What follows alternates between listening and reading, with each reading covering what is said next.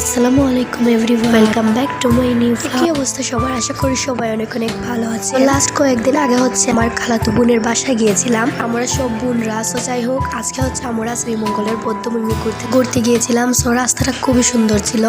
আর আমার গলার ভয়েসটা আপনারা অনেক ডিফারেন্ট শুনতে পারবেন, কজ আমার গলায় অনেক ঠান্ডা লেগেছে। অনেকগুলো ব্লগ জমা হয়ে গিয়েছে, ভাবলাম একটা এডিট করে আপলোড করি। সো দেখতে দেখতে আমরা সবাই চলে আসলাম বৌদ্ধভূমিতে। সো এখানে আসার পরে দেখলাম প্রচুর পরিমাণের মানুষ, মনে হচ্ছে দুনিয়ার সব মানুষ এখানে চলে আসছে। আর ওই দিন আমরাও গিয়েছিলাম। যাই হোক,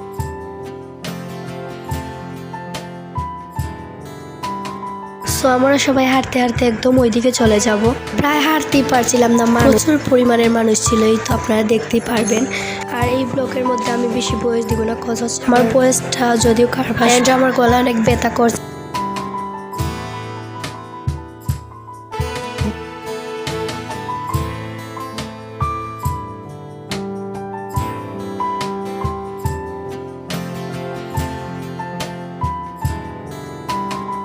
আর এখানে আমার মনে হয় দেখার মতো কিছুই নাই, জাস্ট আপনারা একটু পিকচার তুলতে পারবেন খুবই সুন্দর করে।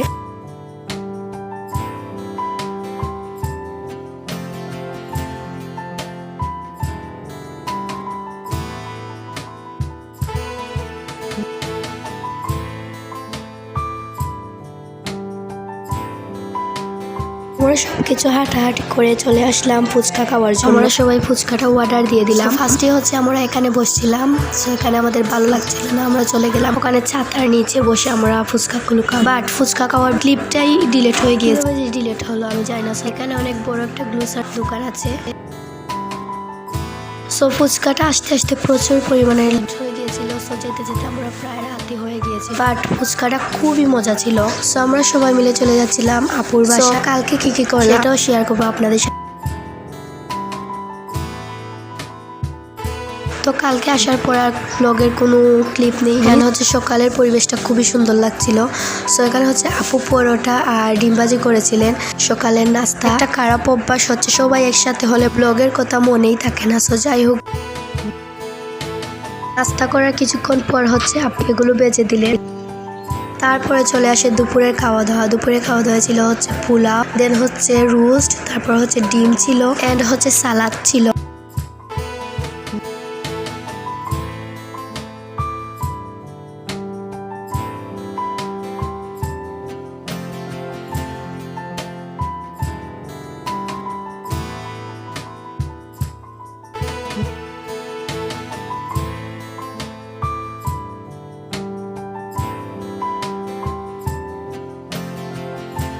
তারপর আমাদের প্রচুর পরিমাণে গরম লাগছিল। সো আমরা দোকান থেকে গিয়ে আইসক্রিম, দেন একটা পান্তা নিয়ে আসলাম। দেন আমরা সবাই মিলে সন্ধ্যার দিকে নানু বাড়ির উদ্দেশ্যে রওনা দিয়ে দিলাম। আজকের ব্লগটা ছিল এই পর্যন্ত। ভালো লাগলে of course do like, comment, share and subscribe my channel. সবাই আমার জন্য দোয়া করবেন যেন আমি তাড়াতাড়ি সুস্থ হতে পারি।